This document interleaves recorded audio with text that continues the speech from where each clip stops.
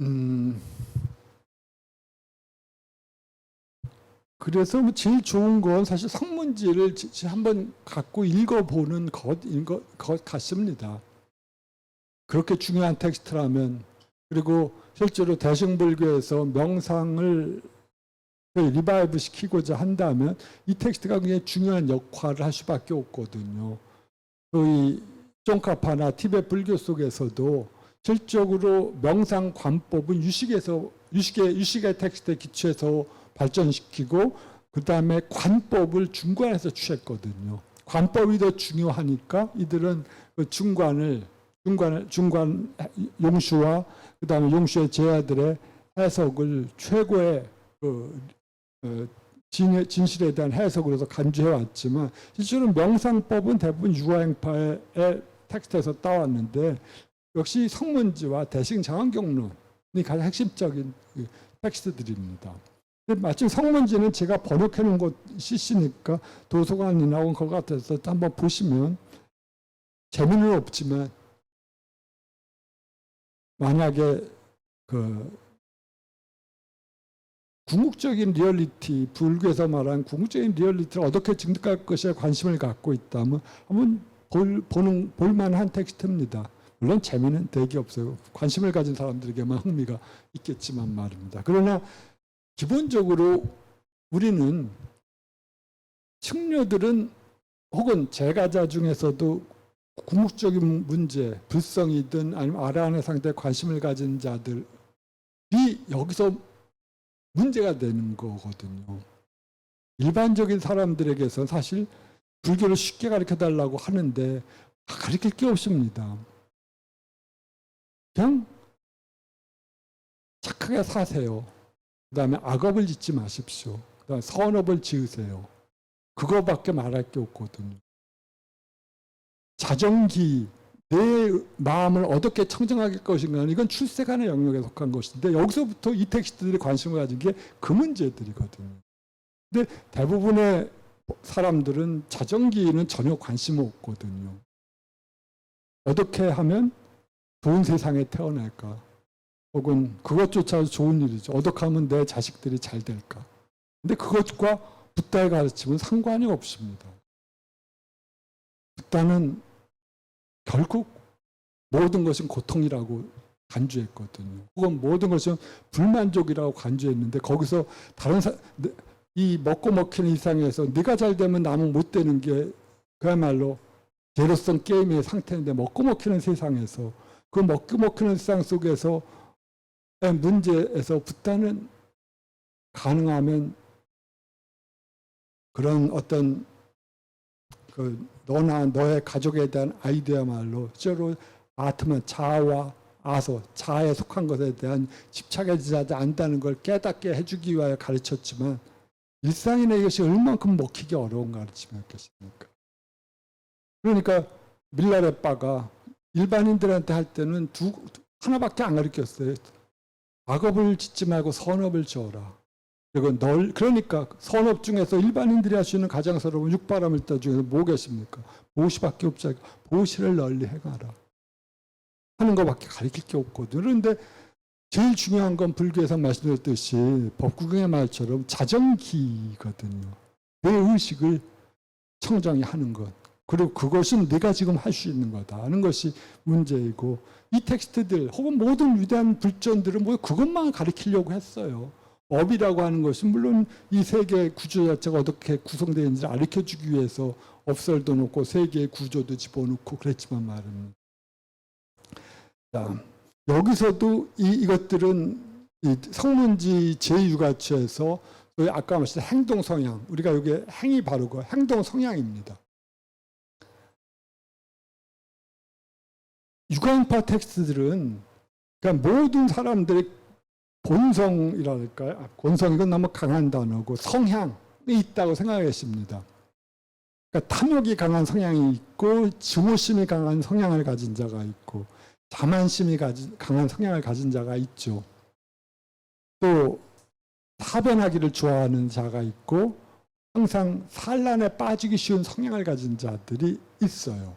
그러니까 이러한 5가지 분류가 일단 불교가 이렇게 구분한 이유는 수행에 가장 장애가 되는 성향들이기 때문에 그런 것 같습니다. 그리고 이 사람들의 성향을 이렇게 5가지로 구분해 놓은 다음에 이 빌조는 그것들을 각각을 부정관, 자민관에서 요새 자해관이라고 많이 마가시님이 많이 하시더라고요. 자해관, 그 다음에 그 개분석관, 그 다음에 연성령 연기관, 그 다음에 휴식관이라는 방식으로 각각을 수행법들을 가지고 그 성향들을 하려고 했습니다. 그러니까 부처님은 예를 들어서 처음에 부정관을 가리키셨다 그럽니다. 이 부정관이라고 하는 것은 시체가 썩어가는 과정들, 부패해가는 과정을 9단계 내지 10단계로 그거 하는 겁니다. 관찰하는 겁니다. 끔찍한 일이죠. 제가 예전에 유학을 가려고 했을 때 독일의 슈미타우 선생님한테 가려고 썼고, 그 다음에 제가 거기서 입학을 허가서를 받으려고 했는데 결국은 못 받았어요. 처음 2번은. 그래서 제가 göttingen을 갔었는데, göttingen은 아비달마 불교로, 빨리 불교로 굉장히 뛰어난 대학들입니다. 근데 거기서 티베트도 배우고 그랬었는데, 제가 그동안에 잠시 1년 있다가 거기를 놀러 갔었어요. 친구가 마침 버클리로 유학을 가가지고 불교를 하려고 갔었는데, 거기서 어느 불교 공부하시는 선생님의 초대를 받아서 그의 집으로 갔었는데, 그분이 한국 사람을 좋아하시더라고요. 갔더니 그 자기 부인이 사가셨는데 조그만 백골상들이 쫙 있더라고요. 그러니까 참 그 부정관을 심화시킨 백골관이 되거든요. 백골을 참 그 화가 그 아틀리에에 많이 실질적인 백골은 아니지만, 그러나 그 백골을 그린 거라든가 사진이라든가 실제 조그만 그림 같은 걸 수없이 많이 나열해 있더라고요. 그래서 참 인상 깊었던 기억이 나는데, 이 부정관은 부처님의 처음에 가르치셨듯이 이렇게 9가지나 10가지 단계 속에서 명상을 하는 겁니다. 처음에 이렇게 하면 당연히 관찰을 해야죠. 그러니까 이것을 수행하는 사람은 실적으로 그 묘지 근처에서 1년 내지 2년간을 머물렀다고 합니다. 그래서 그 시체가 이렇게 북망산의 성북쪽에 버려지면 거기에 초막집을 짓고 수행자들이 그걸 관찰을 해요. 그러니까 그 다음에 그 시체가 부패돼가는 단계들을 잠깐 요선했지만 앞에 설명했듯이 공동묘지나 그 개별적인 공동묘지에 있는 시체가 하루나 이래가 지나서 시체가 당연히 먹혀지죠. 까마귀와 독수리, 매나 개, 자칼들에 의해서 먹혀지는 것을 보고 이렇게 생각을 하는 겁니다. 나의 신체도 이와 같이 구성되었고 이와 같이 존재하고 이러한 성질을 갖고 있구나. 즉 식이 떠나면 나의 신체는 저렇게 되는구나 라는 생각을 가지고서 자기 신체에 대한 일체의 집착을 끊는 방법이었거든요. 근데 효과가 굉장히 좋았어요. 근데 너무 좋다 보니까 이걸 들은 500명의 제자들이 이상은 혹은 나의 식이 근거하고 있는 이 신체는 집착할 만한 게 못 돼. 그래서 전부 목을 칼로 베어서 죽었다고 합니다. 자살을 했다고 합니다. 그럴 정도로 효과가 끔찍했어요. 그러니까 부처님께서 그걸 보고 깜짝 놀라서 이걸 금했다고 하거든요. 저는 처음에 이렇게 생각했습니다. 아니, 부처님은 일체지자신데 그것도 몰랐단 말이야. 효과를 우리가 추정해갖고 깨달으시면 당연히 먼저 아시고 위험을 좀 제거한 다음에 하셔야 할 것 같은데 부처님 그걸 몰랐나? 생각이 들더라고요. 저같이 믿음이 없는 사람은 그렇게 생각하는 것 같은데 다음에 생각해 보니까 부처님은 렌즈지강의 모래수가 몇 개를 아시는 분이 아니라 부처님은 16행상 그러니까 그 고제는 무상하고 고통스럽고 무상고 공무하라고 하는 게 행상을 하신 분이지 결국 그것이 어떻게 했다는 것을 먼저 짐작하시고 아시는 분은 아니다라고 생각이 들더라고요. 그래서 그런 생각을 들었는데 아마 하여튼 그 정도의 효과가 좋았습니다. 그러니까 부처님은 이걸 금지하시고 대신 휴식관을 가르쳤다고.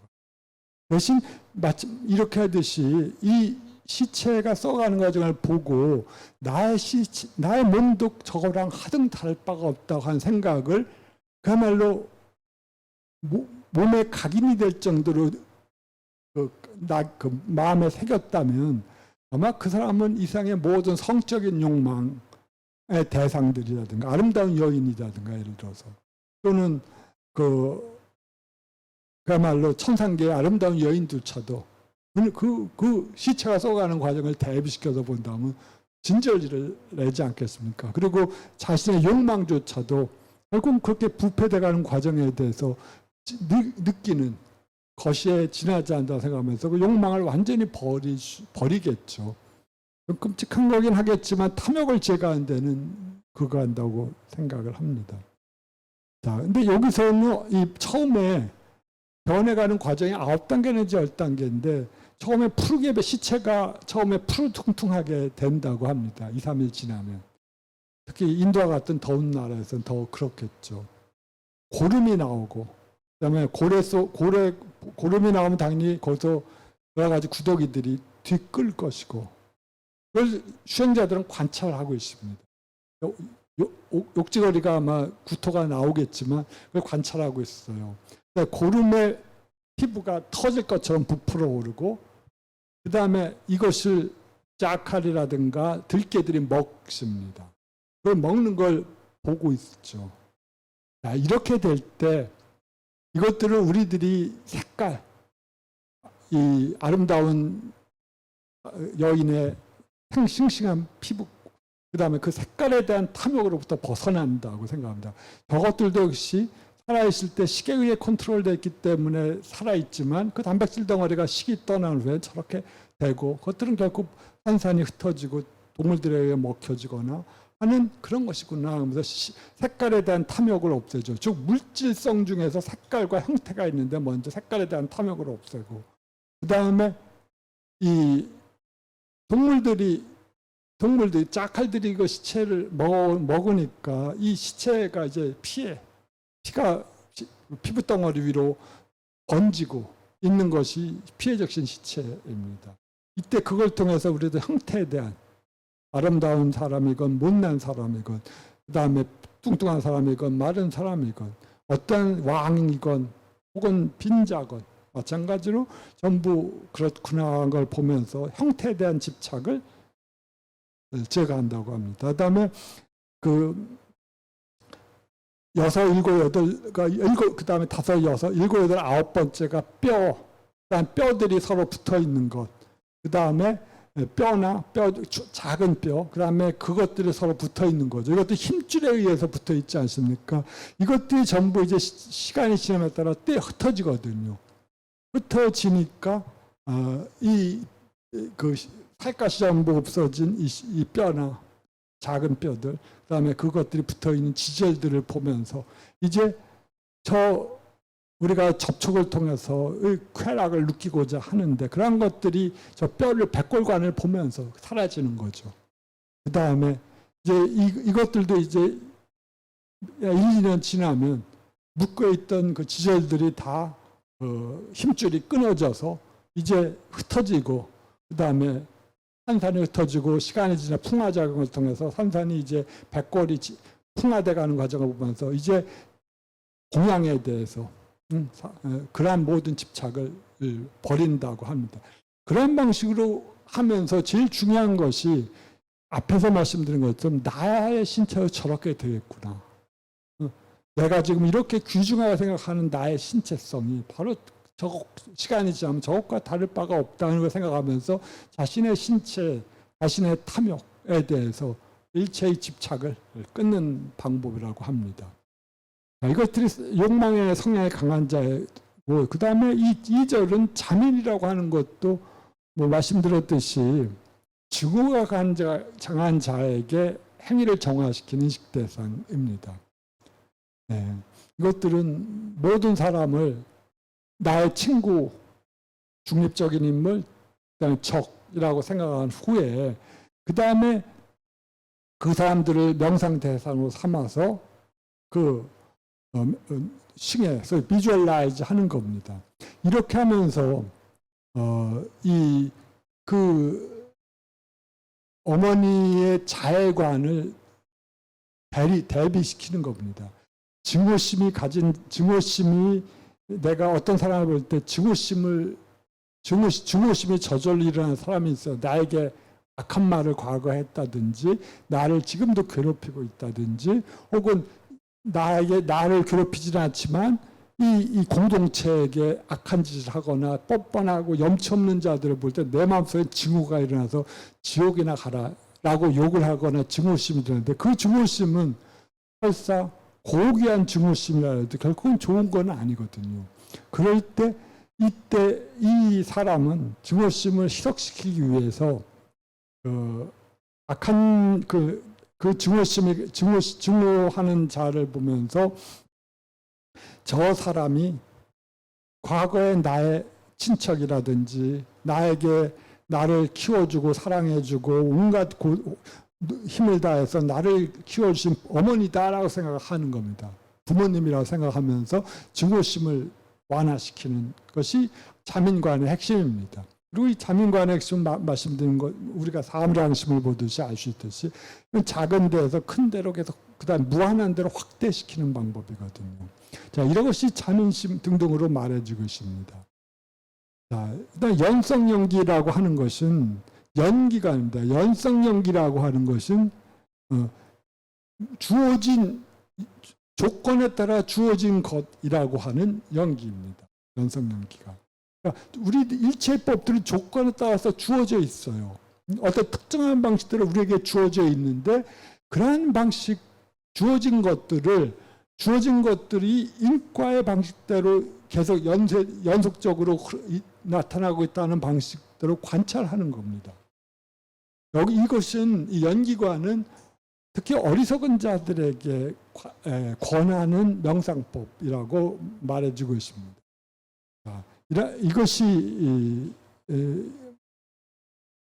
3세에서 오직 죄만이실 뿐인데 그리고 오직 법만이실 뿐이고 오직 원인이나 결과만이 있을 뿐인데 그것들을 알지 못하기 때문에 그것들을 마치 자라든지 그것이 나를 양육자라든지 어떤 방식으로 항상 그것들을 실체화시키려고 할 때 그것들을 당연히 집착하겠죠. 실체화시킴을 통해서. 이러한 것들을 제거하라라고 하는 것이 연성연기입니다.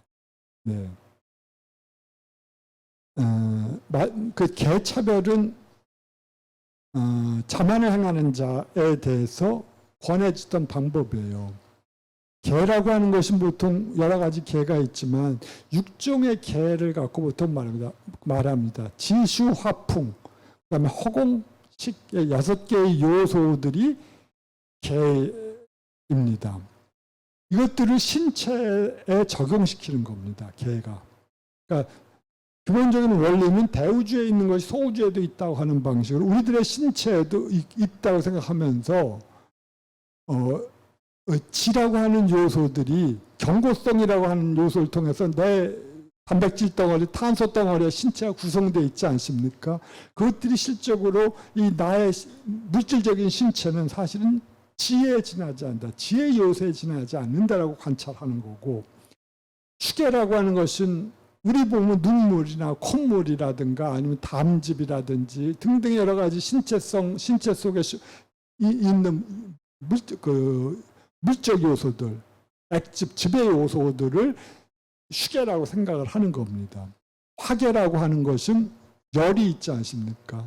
우리들이 신체가 36도를 유지하기 위해서 그래서 열이라고 하는 요소들을 화계라고 생각을 하고 풍계라고 하는 것은 우리가 호흡을 할 때 들이키고 내쉬면서 호흡이 깊이 뱃속까지 들어가고 그다음에 나가고, 그리고 그 호흡이라는 것이 우주에서의 풍계라고 생각을 하면서 그 풍계가 온몸에 빈 공간을 채우고 있다고 생각을 하는 거거든요. 공간으로 빈 공간을 진행하고 있는 거라고 생각을 하는 겁니다.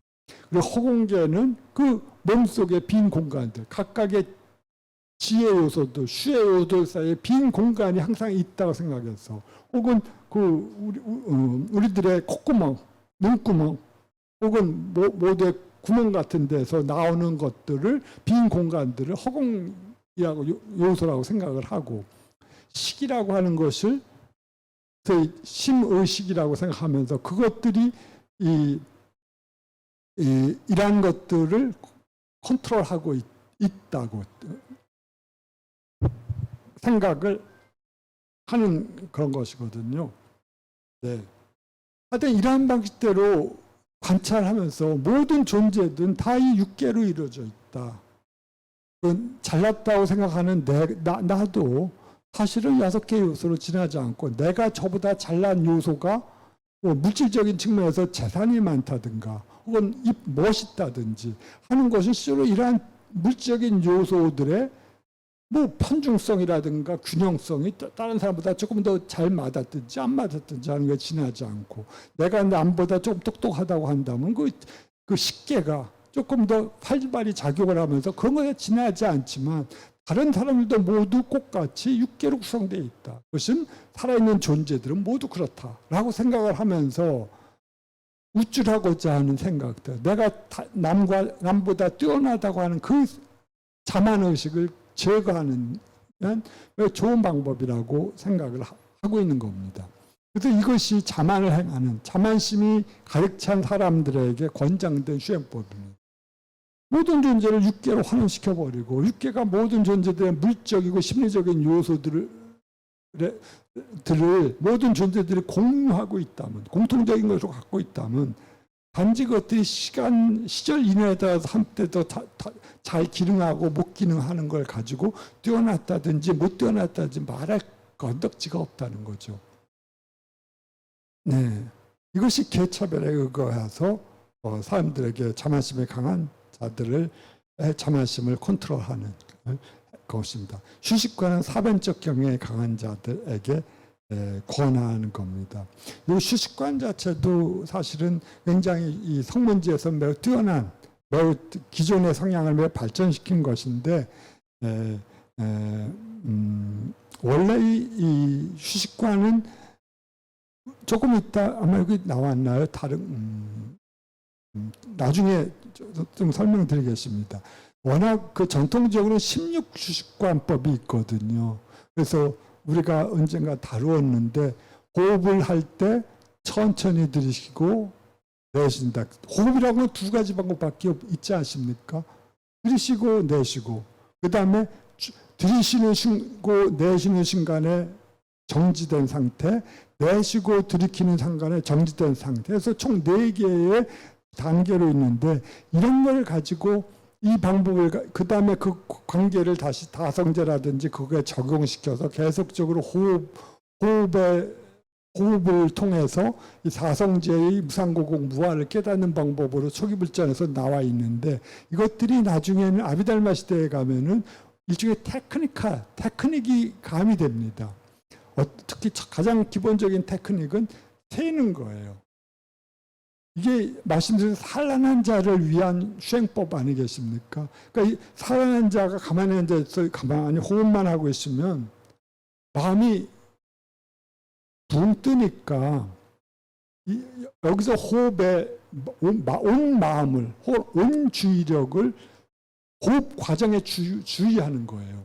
내가 들이킬 때 들이킨다고 알면서 하나라고 세고, 내쉴 때 내쉰다고 알면서 둘로 하고, 그래서 10가지 쉬고 다시 거꾸로 내려오고, 이러한 방식대로 호흡을 세는 거거든요. 나중에 발전되면 어떤 경우에 100가지도 센다고 하고, 또 들이키고 내쉬는 걸 하나로 해서 하는 다양한 기법들이 나오지만, 일반적으로는 10가지 정도밖에 권하지 않는 것 같습니다. 그 정도만 해도 산란을 제거하는 데 효과적이다. 이것은 기본적으로 산란을 제거하고 호흡에 마음을 집중하기 위한 관법이거든요. 테크닉이니까요. 그 다음에 이러한 것들을 5의 2에 충실한 것은 요 밑에서 인용이 나와 그거 한번 읽어보시면 그거겠지만 이것들이 이 들짐과 날숨들은 세 번째 줄이요. 신체 의가가 있고 신체를 조건하고 심의 의가가 있고 심을 조건하다. 이런 방식으로 호흡을 연기에 대입시켜서 이해하는 그런 겁니다. 그렇다면 신체와 심은 또 무엇을 조건을 한다면 당연히 심은 신체와 심은 뭐 명근 의대를 살아있게 만들어주는 일종의 그 능력으로서의 명근을 조건으로 하고 명근은 또 이전에 과거에 지었던 나의 행위 때문에 내가 오래 살고 못 살고가 정해질 테니까 이것을 조건으로 한다고 하면서 또 이러한 방식으로 호흡을 이렇게 호흡을 하면서 그 호흡 내용을 연기관에 적응시켜 버리는 겁니다. 어디에도 이 활발히 혹은 매우 다양한 방식으로 적용시킬 수가 있을 겁니다. 호흡은 이러한 방법으로 호흡을 하는 것이고 그 다음에 마지막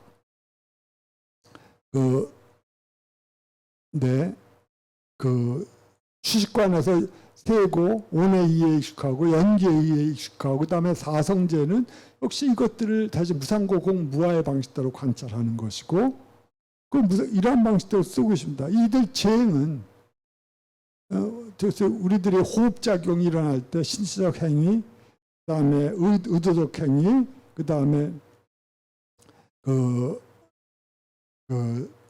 언어적 행위들이 생겨나는데 이런 어떤 조건들에 생겨난 것이고 무상하다고 보면서 무상하기 때문에 사물들은 없다가 생겨나고 생겼다가 사라지는 것이다.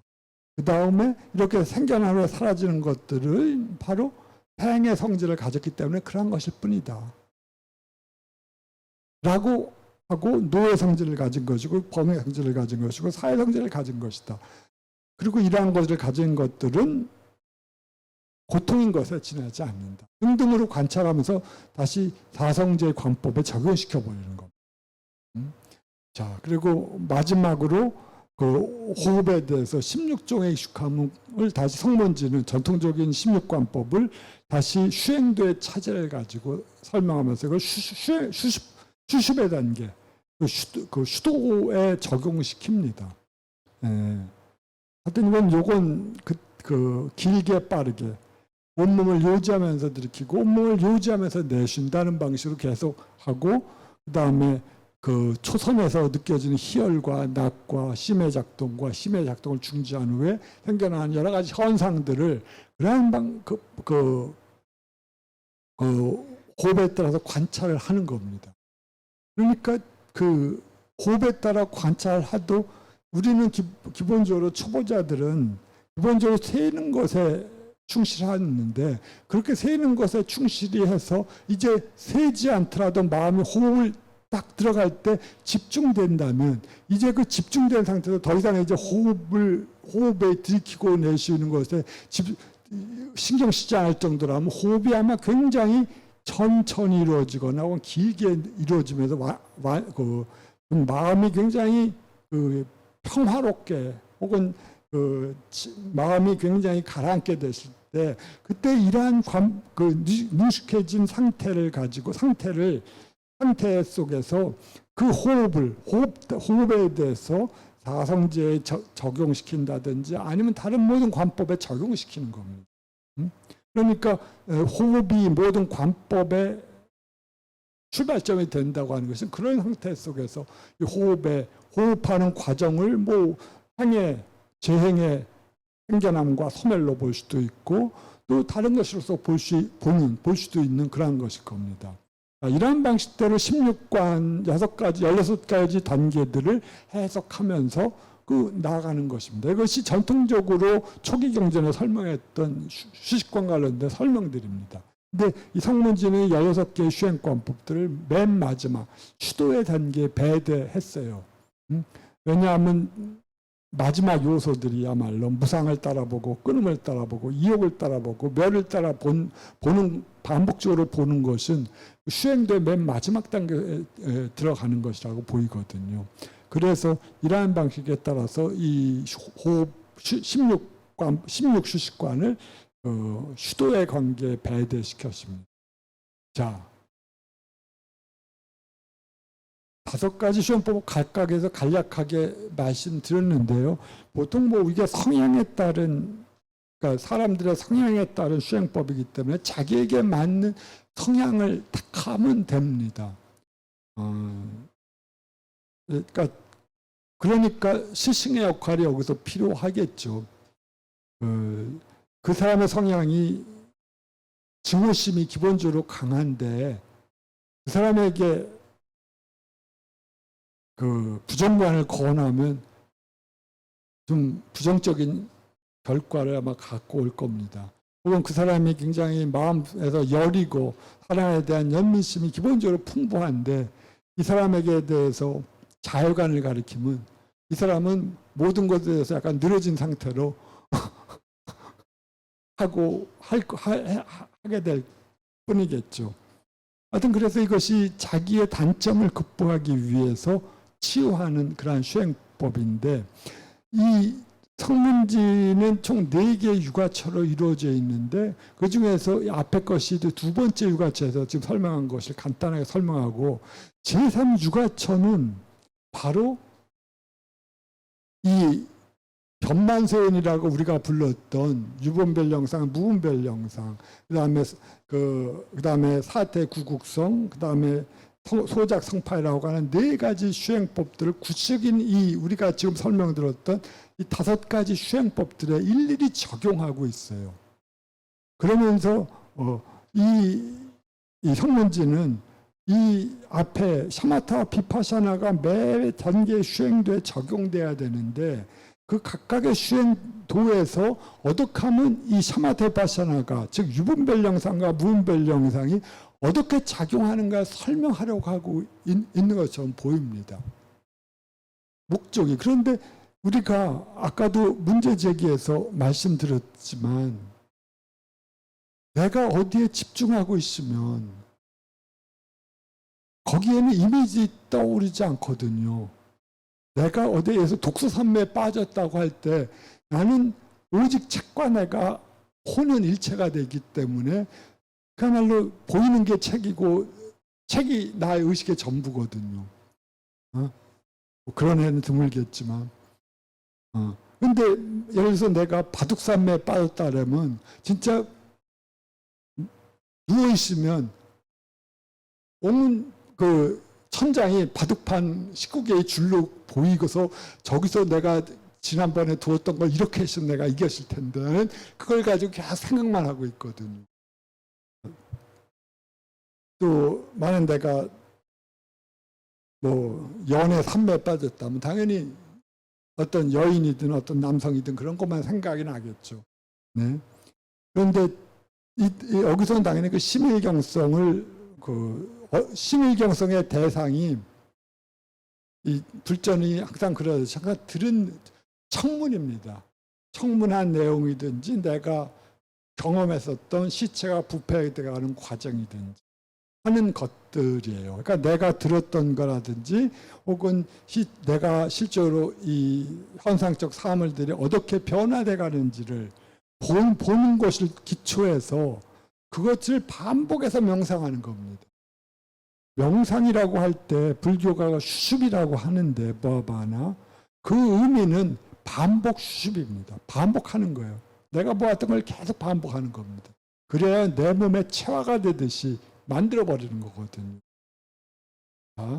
그래서 이 삼매라고 하는 것이 우리가 심일경성, 마음이 하나의 대상에 꽉 묶여진 상태입니다. 심일경성. 이것이 삼매예요. 그럴 때 어떻게 이 정의가 뭐냐 그러면 우리가 신념, 기억한 거예요. 내가 싱을부터 들은 거라든지 내가 과거에 보았던 걸 기억했죠.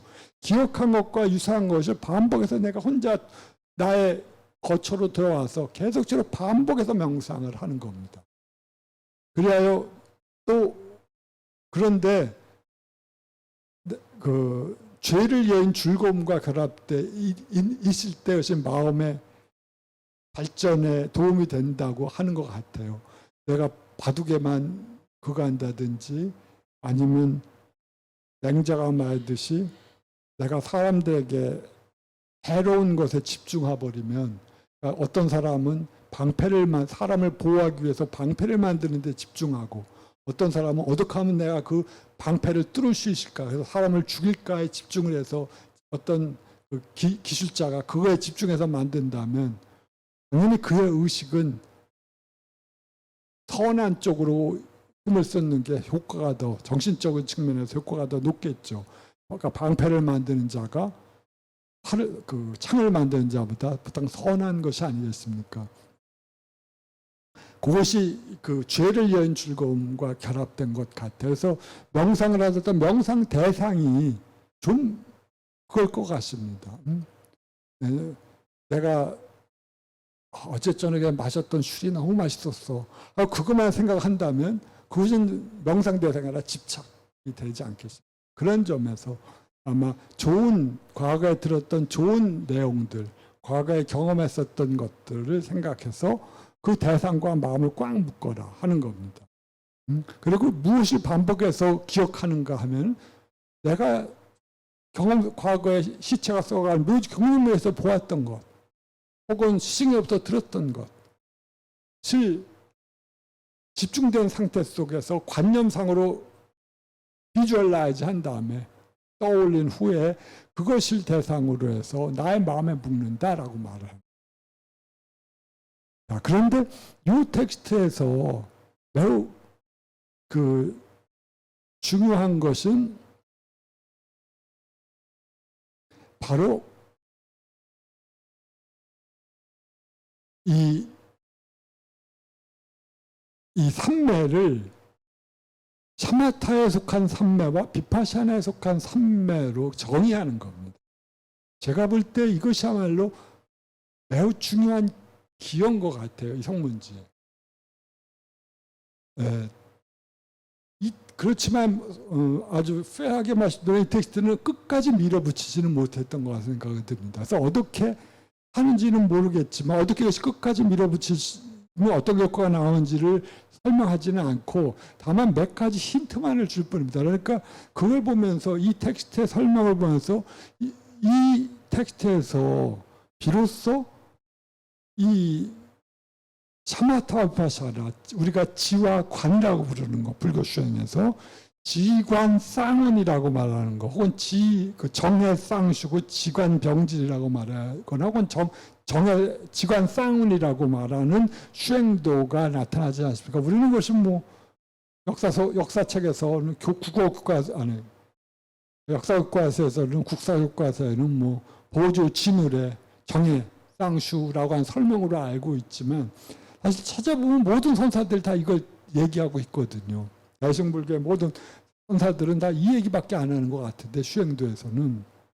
문제는 그것이 간단하지가 않다는 겁니다. 말씀드렸듯이.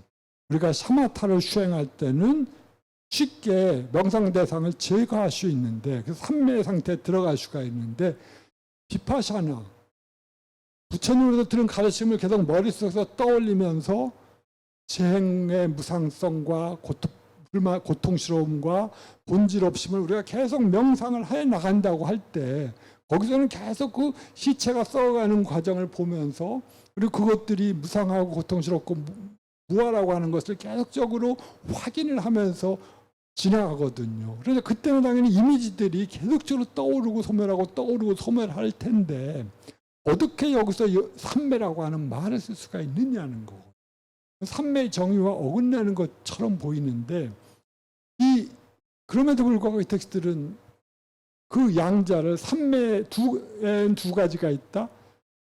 샤마타에 속한 삼매와 비파샤나에 속한 삼매이다 라고 규정하고 있거든요. 그리고 그 규정은 바로 앞에서 말한 우리가 변만소연이라고 하면서 제가 중요하다고 강조했던 유분별 영상과 무분별 영상을 도입함으로써 설명을 하려고 해요. 이 텍스트. 네. 그래서 좀 그거 하지만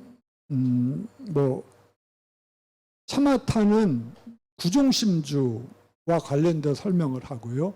비파샤나는 사종의 지혜의 작동과 관련된 설명을 합니다.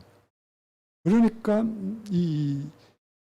당연히 샤마타를 통해서 우리는 마음이 혼란된 상태에 있다가 점차적으로 정화돼서 마침내는 그 사마이타, 아주 깊은 명상의 상태 속에서 대상과 보는 마음이, 보여지는 대상과 보는 의식작이 마침내 하나로 되는 그러한 상태를 예상할 수가 있는데요.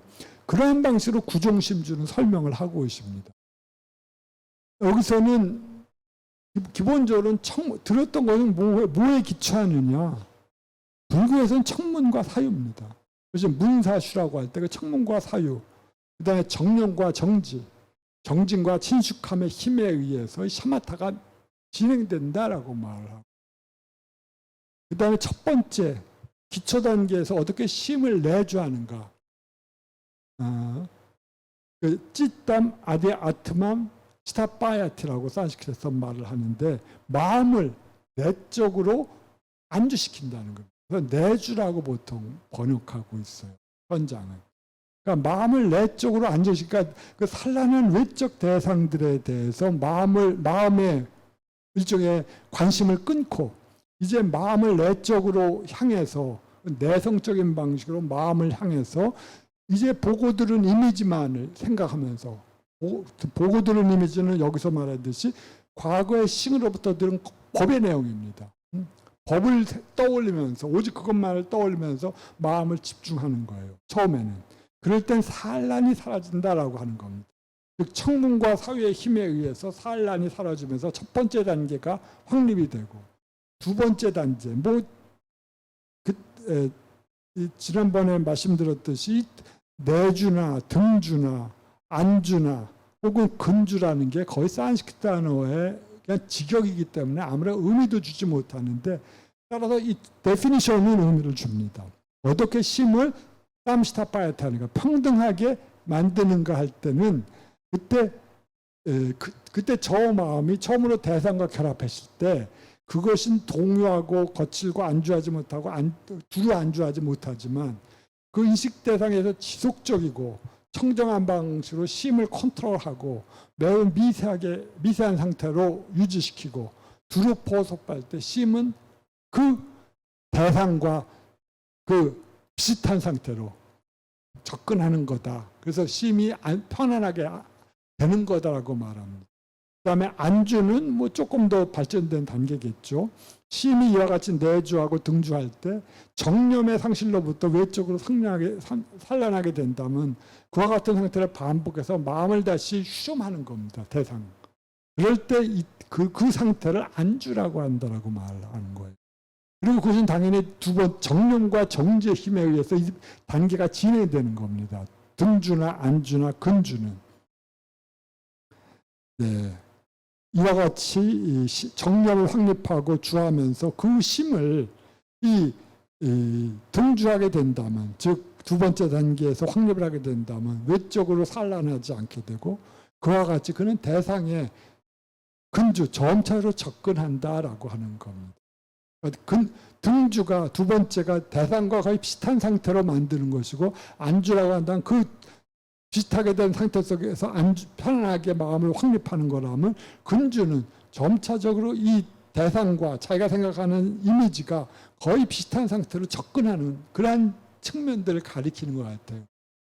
저같이 명상을 하지 않은 사람에게는 정의의 설명에 지나지 않지만 실제로 명상을 하는 사람들에게서는 이러한 상태가 이게 도움이 될 거예요.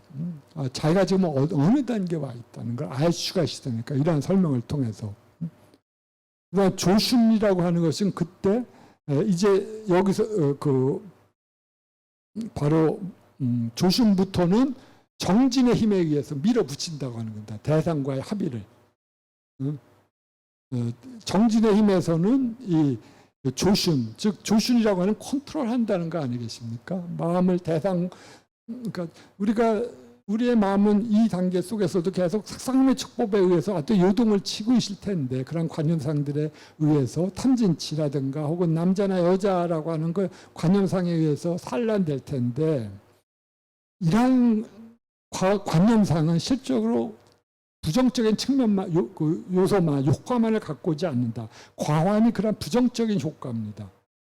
그런 부정적인 효과만을 가져올 뿐이다라고 하는 생각을 하면서 이러한 여러 가지 관념상들에 대해서 더 이상 동의하지 않는 상태가 마음을 그런 부정적인 효과를 주는 관념상들에 대해서 거리를 두고 소위 말해서 불교식으로 하는 테이밍을 하는 거죠. 우리가 조어한다, 제어한다고 할 때 그런 것들을 제어하는 것이 조심, 마음을 일단 항복받는다 그럴까요? 그런 겁니다. 그 다음에 그 단계가 지나서 적정하게 하고, 그 다음에 완전히 적정하게 하고 하나로 만드는 거는 그런 정진의 힘에 의해서 가능하다고 말을 하고 있는 겁니다. 이 단계도 역시 계속적으로 마음이 대상과 점차가 하나가 되는 방식으로 강화되는 단계라고 보입니다. 그러니까 9단계의 심주는 분명히 대상과 마음이 일치하는 정도의 강도에 따라서 설명을 하는 거거든요. 물론 명상뿐만 아니라 저는 작곡이나 혹은 연주자가 음악을 연주할 때나 혹은 화가가 그림을 그릴 때도 똑같은 상태가 되지 않을까 생각을 합니다. 어제 어느 프랑스 음악 할 때 가기 싫었는데 집사람이 가자 그래서 갔는데 진짜 가서 피아노 치는 사람은 진짜 합주였는데 첼로랑 진짜 잘 맞추면서 그러니까 의식작용이 계속 첼로와 합주니까 맞춰야 되니까 그 사람을 계속 보면서도 놀라울 정도로 찰나찰나 집중을 하더라고요. 그러니까 저 사람 경우에는 진짜 샤마타 비파샤나가 동시에 이루어지겠구나 하는 생각을 한 적이 있는데 그런 하여튼 인상을 받았습니다.